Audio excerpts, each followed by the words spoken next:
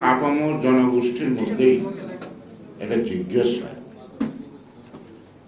হ্যাঁ, স্বৈরাচার তো নাই, হাসিনা পালিয়ে গেছে, দোসরও পালিয়ে গেছে, তারপরও কেন তারেক রহমান এখনো দেশে আসছে না? আমাদের নেত্রী বেগম খালেদা জিয়া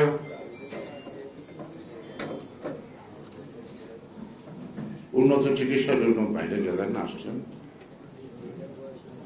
কিন্তু পরিবারের আরো দুজন আসছেন। এটা নিয়ে ফেসবুকে অনেক লেখালেখি আছে, অনেকে লিখছেন, অনেক রকম প্রশ্ন করছেন, অনেক ধরনের মানে যা অনাকাঙ্ক্ষিত কথা বলছেন। পাশে কিন্তু ওটা থেকে যায়, তারেক রহমান আসছেন না কেন? এখানে বলা হয়েছে যেটা দাবিটা আজকে, তারেক রহমানের সর্বোচ্চ নিরাপত্তা।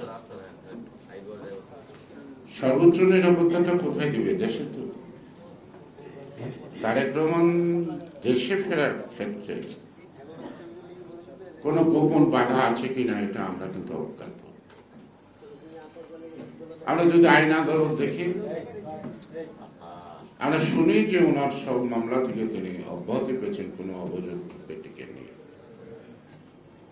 বা খালেদা জিয়ার বিরুদ্ধে যত মামলা অভিযোগ করা হয়েছে, অন্যায়ভাবে জেল দেওয়া হয়েছে, সকল মামলায় তিনি আজকে বিচার বিভাগ থেকে সকল থেকে তিনি অব্যাহতি লাভ করেছেন, অর্থাৎ তারা নির্দোষ প্রমাণিত হয়েছে। এই যে মামলাগুলি হয়েছে, যখন হয়েছে কোন একটা প্রেক্ষাপট, সে প্রেক্ষাপটটা আপনারা একটু পিছনে যান, 11/11 বলে খ্যাত, অর্থাৎ 7 সালে যে চক্রান্তের মধ্য দিয়ে 1/11 মধ্য দিয়ে সামনে কটা বেসামরিক লোক আর পিছন থেকে নূর আহমেদের কল কাঠিত দেশটা চলত 2 বছর। এই মামলাগুলি তখনকার, এই মামলাগুলি দেখানোর গ্রাউন্ড তৈরি করছে কারা? নাম ধরে না বললেও আপনারা বুঝবেন। কয়েকটি মিডিয়া হাউস অত্যন্ত সোচ্চার এবং সচল ছিল, তারা গল্পের পর গল্প লিখে গেছে। তারেক রহমানের দুর্নীতি, তারেক রহমানের ওটা, অর্থাৎ বিএনপি বা অন্যান্য রাজনৈতিক দল, এমনকি আওয়ামী লীগের নেতাদের বিরুদ্ধে লেখা হয়েছে। এবং 11/11 সকাল থেকে রাজনৈতিক বিশ্লেষণ ছিল 2- থিওরি,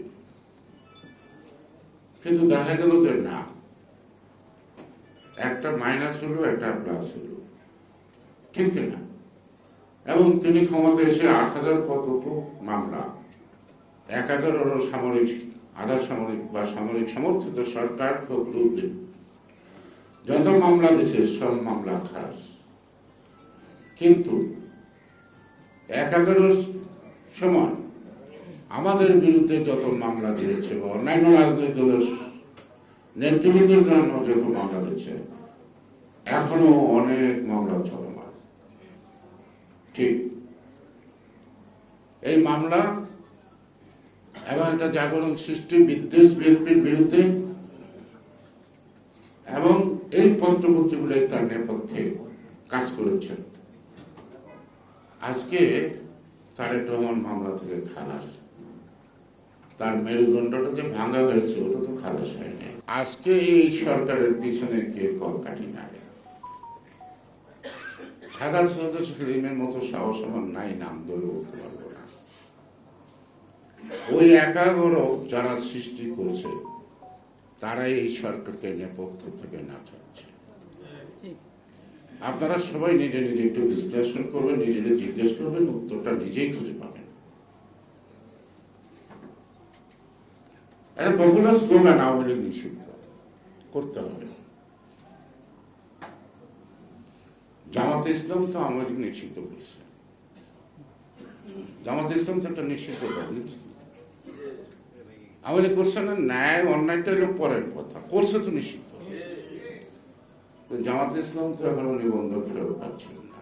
সুতরাং আওয়ামী লীগ নিষিদ্ধ ঘোষণা করতে হবে, এটা জনগণের দাবি করতে হবে কেন? যদি হাসিনা নির্বাহী ক্ষমতা বলে জামাত ইসলাম নিষিদ্ধ ঘোষণা করতে পারে, তাহলে আপনি এই নাটকবাজি করে জনগণ চায় কেন? কে প্রয়োজন? কি বুঝাতে চান? কি বুঝাতে চান এটা আমাদেরকে বুঝতে হবে। আমি ব্যক্তিগতভাবে আপনাদের সাথে একমত বা দ্বিমত পোষণ করছি না। আমি রাজনৈতিক অভিজ্ঞতার আলোকে বলছি, কখনো কোনো রাজনৈতিক দল নিষিদ্ধ করণের মধ্যে রাজনৈতিক সমস্যার সমাধান হয় না। সমাধান মানসিকতা। এই ফ্যাসিবাদীরা যেভাবে দেশ চালাইছে, আপনি যদি একটা ন্যায়ভিত্তিক সমাজ, রাষ্ট্র, বিচার বিভাগের স্বাধীনতাকে নিশ্চিত করতে পারেন, আইনের শাসনটাকে বলবৎ করতে পারেন,